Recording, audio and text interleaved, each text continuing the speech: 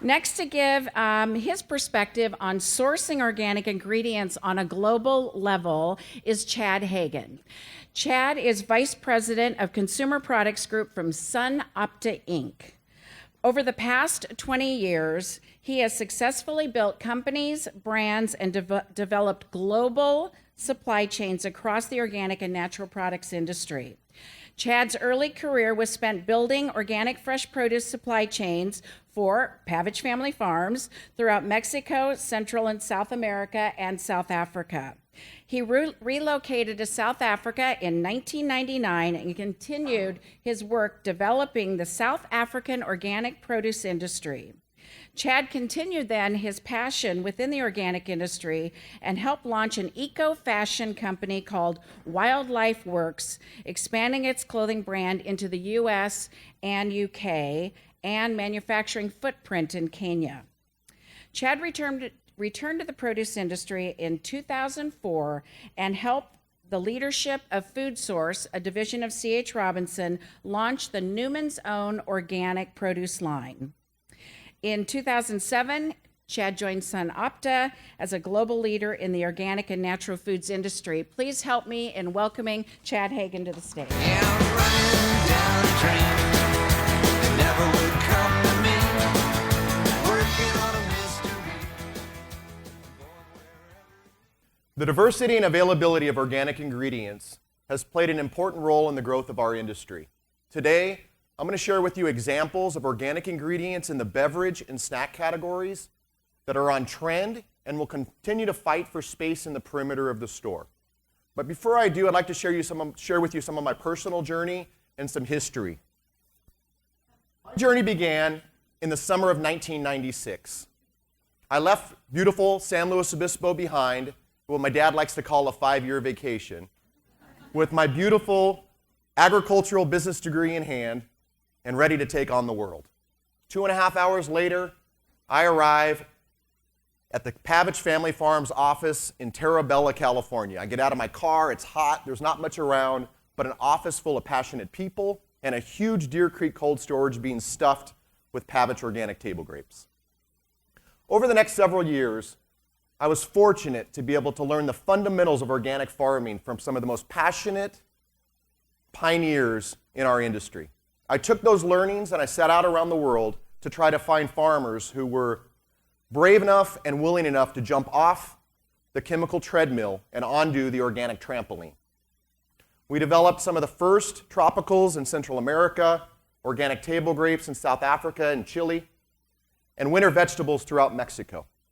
Those were exciting, pioneering times in our industry and some of the most wonderful and fun days of my life. As I was preparing for today, I came across some really interesting facts from 1996 that I'd like to share with you. And I thought this could remind us of how far we've come over the last 20 years. We exited 1995 as an industry of sales of $2.8 billion. Organic certification was like the wild, wild west. There was no federal standard. Only 11 states had organic certification programs. In February, UNFI was founded by the merger of Cornucopia and Mountain People's Warehouse. They did $400 million in sales. Today, UNFI does $8 billion in revenue. In March of that year, one of the first large CPG companies, Heinz, acquires Earth's Best Baby Food, now owned by Hain. Patagonia in the early 90s made a major commitment to organics, to convert their cotton line to organic. In April of that year, they debuted the first line of organic clothing. They were a $20 million company. Today, they do $600 million in revenue. Organic Valley did $14 million. They just surpassed $1 billion last year. Whole Foods acquires Fresh Fields. Combined, they have 69 stores. Wild Oats acquires Alfalfas. They have 49 stores. 10 years later, the two will merge. Horizon Organics is a $7 million brand. Today, Horizon does over $700 million in sales as part of White Wave and just got acquired this last week by Danone. In October, Wild Oats goes public. The next month, UNFI goes public. And we end the year at $3.3 billion in sales, up 18%. We've come a long ways, and we should all be proud as an industry how far we've come. But at the end of the day, we need to remind ourselves we are still only 5% of total food sales. We still have a lot of opportunity and a lot of hard work as an industry still ahead of us. For the past 9 years, I've been helping SunOpta grow into one of the largest organic ingredient and manufacturing platforms in the world. We source and develop supply chains in 65 countries, which encompasses approximately 10,000 growers. We take those ingredients, we sell them to the industry, or we convert them upstream to consumer packaged products in one of our 28 manufacturing facilities. Store Brands is center of plate at SunOpta and has had a big impact in the growth of the organic produce and organic food industry. Store Brands today, the innovation is really driven by organics. And when we talk to Store Brands today, the main focus is how can you bring us organic products. Store Brands sales in 2015 exceeded $118 billion, an all-time high, and up growing at 5%. Dollar share is at 17.7%, also an all-time high.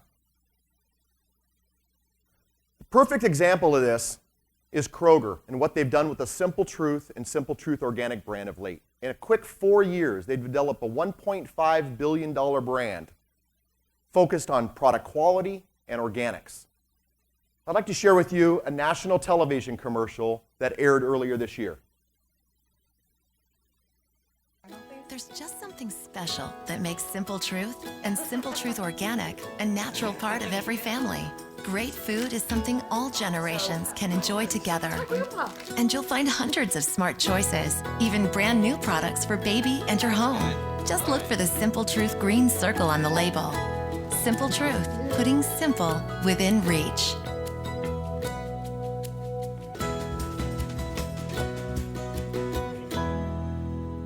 Again, the availability and diversity of organic ingredients is allowing this to happen. Store Brands now are the national brand. We've been focused over the last few years to move from product imitators to product innovators. Our retail partners no longer want us to match the national brands. They want products that are more diverse, that are better, and innovative. We sit with our customers. We understand where they want to take the strategic brand, where they're going with their product development pipeline. We study market trends, do the market research, and then we mirror that with our production and ingredient capabilities, and we innovate at that intersection. Today I'm going to talk to you about organic ingredients and organic beverages. The organic beverage category in 2016 is projected to be $4.8 billion, up 6%. Today's consumer want organic beverages that do more, that are anchored in a real purpose or job. They want products that hydrate, that focus on digestive health, that focus on energy. What this has done, it's paved a way for new beverage products to be able to meet those needs that are just beyond nutrition. Two areas I'm going to focus on today are enabling digestive health and next generation super drinks. But before I do this, this is our 2016-2017 strategic opportunity map. We took a cross-functional group from R&D, commercial, and operations, and we developed 9 strategic areas that we believe are on trend and will continue to have consumer stickiness. We then innovate to each one of those 9 areas, and the real magic happens in the lab where we prototype products for each 9 areas. Then we sit down as a group and decide what we think are going to be the winners, and we present those to our customers. So first, enabling digestive health. 65 million Americans today suffer from some sort of digestive health problem. Only a third seek help from their national care provider. But consumers are becoming more aware and taking action. 12% of American consumers today, American households, are purchasing some sort of digestive health product.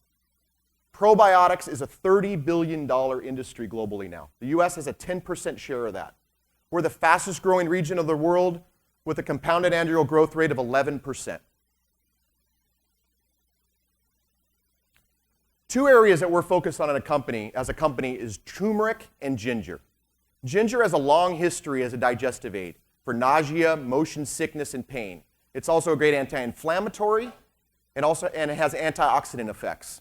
We are importing ginger root from around the world, bringing it to our Minnesota ingredient facility and extracting it into juice. Juice sales that have a ginger component are up over 500% over the last few years. We're taking the ginger juice, we're making innovative beverage products out of it. We're also selling ginger to some of the cold-pressed juice companies that are sold into the produce department today. The next area of opportunity is next-generation super drinks. We're discovering ways to take superfood ingredients and innovate them into beverages.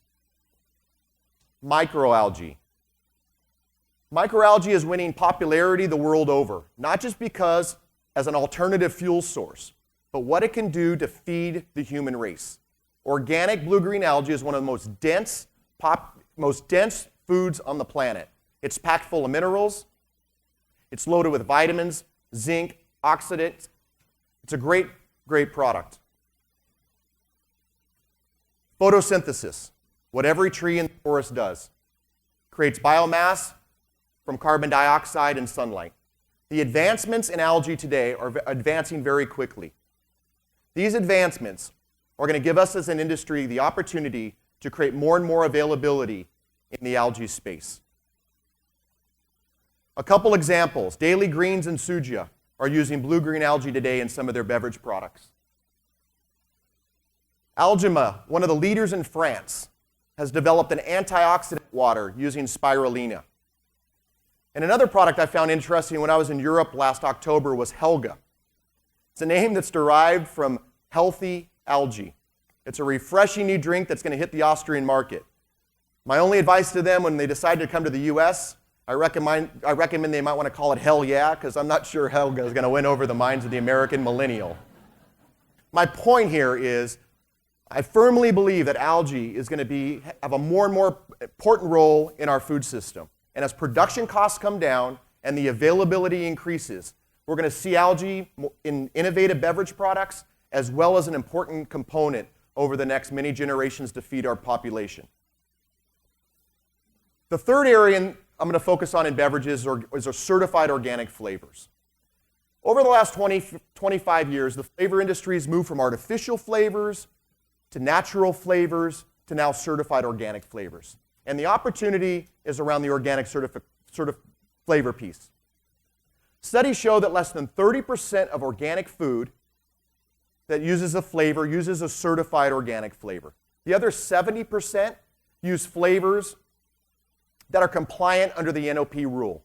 Those rules next year most likely will be changing. And if organic flavor is certified, if a certified organic flavor is commercially available, it's going to have to be used inside the product. Some of the trends in flavors, clean label. So think of vanilla extract and lemon extract. Spiced flavors are all the rage now. So spiced chocolate, jalapeno and lime. Complementary flavors, lemon and ginger. Also single source flavors. So think of Sicilian lemon or Madagascar vanilla or Sumatra coffee. The next category I'm going to discuss is snacks. The snack industry is at $2.2 billion and growing at 11% at a 12% clip. The innovation in snacks is moving at a lightning pace, and it's one of the categories that national brands still have quite an edge on store brands because of the fast innovation that goes on within the snacking space. I'm going to focus on two areas within snacks: superfoods reimagined and differentiated protein. Goji, baobab, chia, blueberries. These are all superfood ingredients that are on trend, and they're going to continue to have a strong growth over the next few years. I'm going to highlight two ingredients that have reached superfood status, but also have a great sustainability story behind them. The first is seaweed or macroalgae. Seaweed is loaded with minerals and has more vitamin C than oranges. I'd like to introduce you to Bryn Smith. Bryn Smith is the founder of one of the first 3D sustainable ocean farms on the East Coast. In the Long Island Sound, his 40-acre farm is using the entire water column to farm a variety of species: seaweed, mussels, oysters, scallops, all together. What's happened is he's created an incredible model and a national model for hyper-local sustainable food production. There's a number of these farms now on the East Coast, and the first one on the West Coast is just launched off the coast of Santa Barbara. As with microalgae, as macroalgae production systems evolve and the availability of these ingredients become more available, we're going to start to see more and more innovation in products using seaweed products. Chefs around the United States love to use seaweed, and you're starting to see it on a lot more menus in some of the higher-end restaurants. You're also starting to see it show up in the snack category. Here are a couple examples. The next superfood ingredient is coconut sugar. Coconut sugar is packed with zinc, iron, magnesium.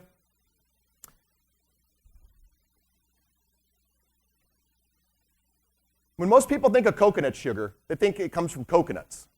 But it actually is derived from the evaporated nectars of the sugar blossom, which are farmed and grown on top of a tropical palm tree. As a company, we're working with 3,000 growers in Indonesia. Each grower has approximately 25 trees, and many of these growers, this is their main income source. Coconut sugar in 2014 was voted the most sustainable sweetener source in the world by the UN. Why? Because the trees are very sustainable. They require very little water, very little energy, and a lot of the trees can last and produce for over 25 years. We are very proud to create the sustainable model in Indonesia and give these local communities fantastic jobs for themselves and enable to do better. The last category I'm going to share with you is differentiated protein. Plant proteins continues to be a driver in the snack industry. Sorghum, buckwheat, quinoa, again, all grains that are on trend and are going to continue to fuel the space. But as of late, amaranth and teff seem to be gaining a lot of popularity. Teff is a tiny grain from Ethiopia that's been used in Ethiopia for thousands of years as a staple food. It's got a mild, nutty flavor, and it's packed with protein and vitamins and minerals. Here's a couple examples of brands that are using amaranth in their products. And most recently, Kashi has launched a wheat thin type of product using teff. The last product is chickpeas, otherwise known as the garbanzo bean. It's a great nitrogen-fixing legume, and a lot of growers up in the Pacific Northwest love to use this to fix nitrogen in their soil. It's low in fat, it's high in folate, and it's a great source of fiber. Organic, roasted, flavored chickpeas make a great healthy snack and are going to continue to gain popularity in the snack aisle. So to close, organic ingredients has helped us as an industry grow from $3 to $43 billion over the last 20 years. We need to stay focused as an industry to improve our quality systems, our organic production systems, but most importantly, we need to find and continue to find growers who are willing to jump off that chemical treadmill and onto the organic trampoline with us. Expanding acreage and developing new production systems, like I explained in algae and seaweed, are going to be the only way, as an industry, we're going to be able to keep up with this growth. I want to thank you for letting me share my journey, my ideas, and I look forward to the next 20 years. Thank you very much.